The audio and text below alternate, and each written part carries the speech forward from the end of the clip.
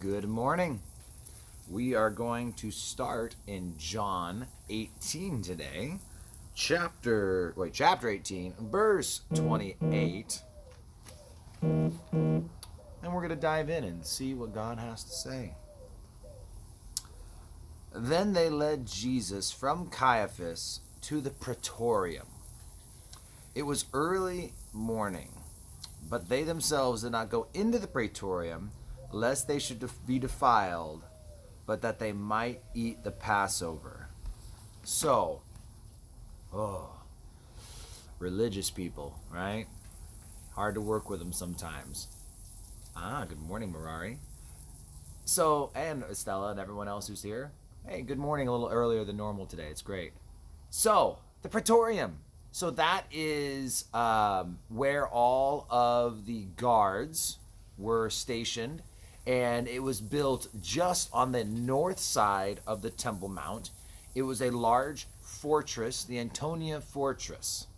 And so you go there to the Antonia Fortress, the Praetorium, and that is where Pontius Pilate would have stayed during the feast time while he was in Jerusalem.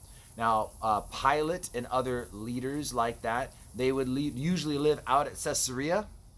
But at this time, he's down there and in the fortress with all the soldiers. And this was Roman. And the Jews could have nothing to do with the Romans. And so get this, in order that they might execute an innocent man, they don't step foot in to the praetorium lest they be defiled. Good morning, Doug. That's the thing. It's crazy that these people believed that it's okay to crucify Jesus, to have an illegal trial in the middle of the night. That was part of what was going on, is that they did a trial by night, and they only invited those of the Sanhedrin whom they knew would side with them. There's these 70 leaders, 70 elders of Israel, and they were kind of the court system, the religious court system.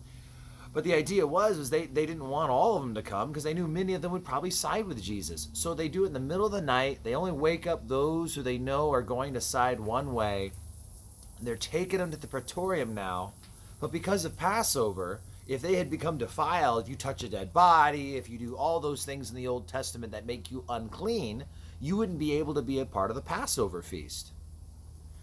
And yet, here they are, crucifying Jesus, taking him illegally and unrighteously to trial, but they won't step foot in. And I guess I've explained that enough, but we see that in our own churches, and we see that in our own faith with some people who have certain rules that they'll follow religiously, and yet they won't do the more important things. Jesus talked to the Pharisees about how they would choke out the gnat and swallow the camel, how they'll tithe on their mint, their cumin, but that they'll forget the greater things like love. See, that idea of choking out the gnat, you see that little gnat, that little tiny, those annoying little, like a quarter of the size of a mosquito, tiny little bugs, they have blood in them.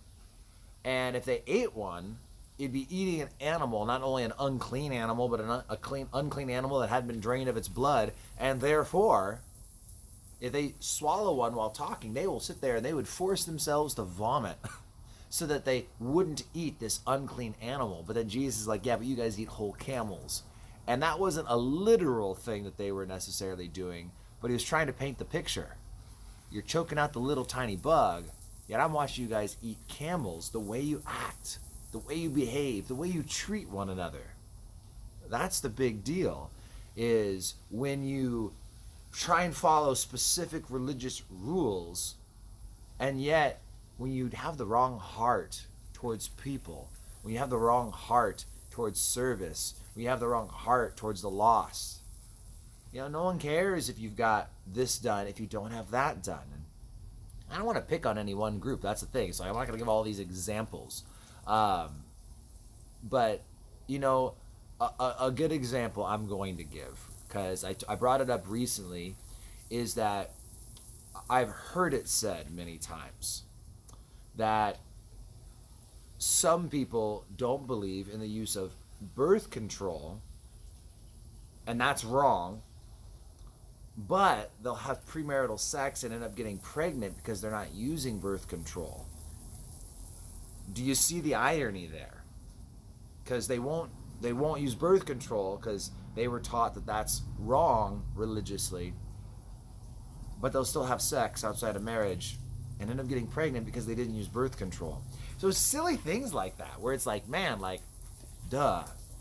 And hey, for what it's worth, my daughter, my oldest, was born out of wedlock. So it's not about, hammering on those people for those choices. I'm just focusing on the irony of allowing these things to take place, but you'll make sure you don't break this one rule. And that's what was going on. They're not stepping foot inside of the praetorium because they don't want to be defiled for Passover, and yet they're taking an innocent man, let alone the Son of God, right? And they're having him executed because he kind of messed with their thing. And so, where was I? Verse 29, so Pilate then went out to them and said, "What accusation do you bring against this man?" They answered and said to him, "If he were not an evildoer, we would not have delivered him up to you." They're like, "Oh no, he's bad." He's like, "Well, what's his crime?" "Oh, he's a bad man." This is kind of where I don't know, they don't have much to say. They're just going to kind of be grasping at straws here. So Pilate says, "You take him and judge him according to your own law then." Well, if he's a bad man, you guys have laws, you have rules. What do you need me for? It's kind of what he's saying is, you guys have a court system. Why are you bringing me into this? Therefore the Jews said to him, "It is not lawful for us to put anyone to death, that the saying of Jesus might be fulfilled, which he spoke, signifying by what death he would die." So it's interesting that there is the prophecy all the way back in Genesis that the scepter would not depart from Judah. You see, Judah was going to be the chosen tribe of which their king would come from. And this idea was that Messiah would come. Messiah would come before that scepter would pass. The idea, they knew that he would come before there'd ever be this passing on. And well, what signifies that? Well, the idea was that the scepter would be what the king holds, right? And it had to do with their sovereignty. It had to do with their sovereignty as a nation. That we were a nation who control ourselves and make our own rules and our own laws. And to be taken over by the Romans, the big thing that really messed with them was that the Romans took away their rights for capital punishment. The Romans did not allow them to institute a death penalty.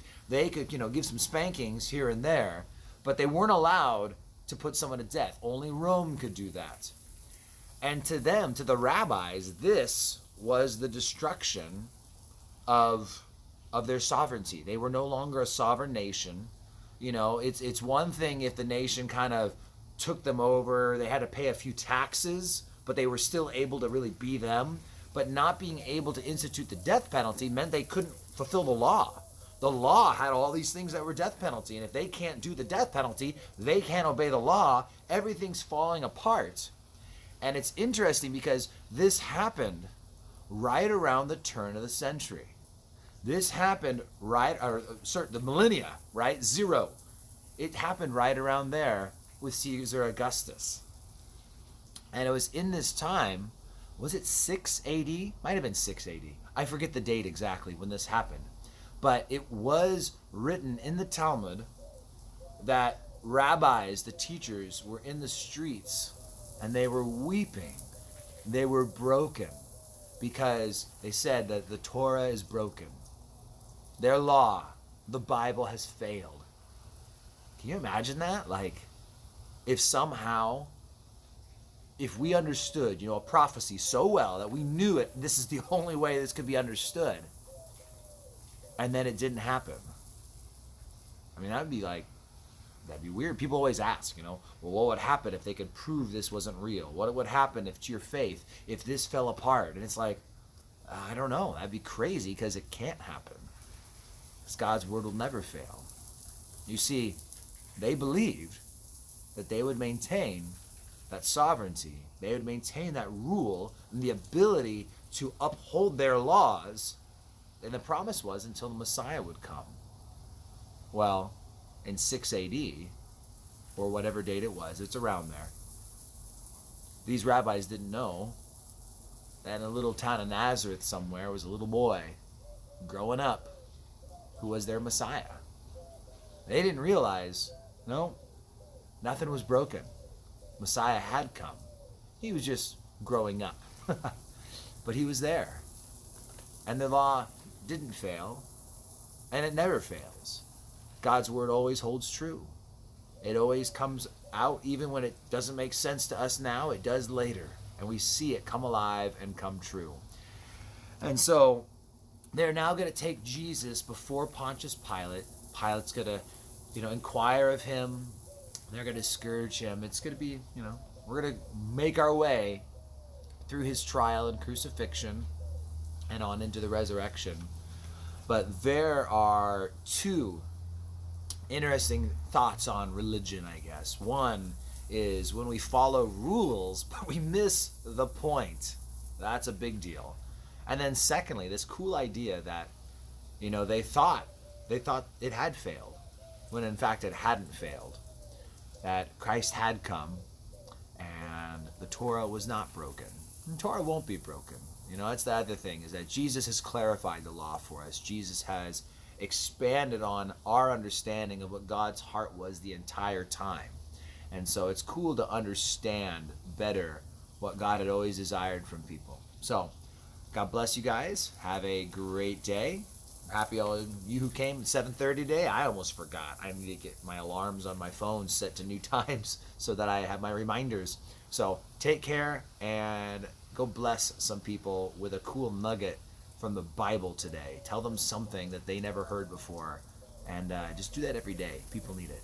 All right. Take care.